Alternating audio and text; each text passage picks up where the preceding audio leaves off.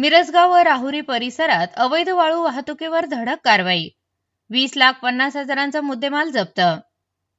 अहिल्यानगर जिल्ह्यातील अवैध वाळू उपसा व वाहतुकीविरोधात स्थानिक गुन्हा शाखेने मोठी कारवाई करत मिरजगाव आणि राहुरी पोलीस ठाण्याच्या हद्दीत 2 ठिकाणी छापे टाकले. या कारवाईत 2 गुन्हे दाखल करण्यात आले असून 20,50,000चा मुद्देमाल जप्त करण्यात आला आहे. पोलीस अधीक्षक मोमुका सुदर्शन यांच्या आदेशानुसार पोलीस निरीक्षक संतोष मुटकुळे यांच्या नेतृत्वाखाली स्थानिक गुन्हा शाखेच्या 2 पथकांनी 30 जुलै 2026 रोजी ही कारवाई केली. कारवाईचा तपशील. मिरजगाव पोलीस ठाणे अनिकेत उर्फ योगेश अनिल यांच्याकडून 15 लाखांचा विना क्रमांकाचा हिरव्या रंगाचा डंपर आणि 30,000ची वाळू असा एकूण 15,30,000चा मुद्देमाल जप्त करण्यात आला. त्यांच्या विरुद्ध BNS अन्वये गुन्हा दाखल करण्यात आला आहे.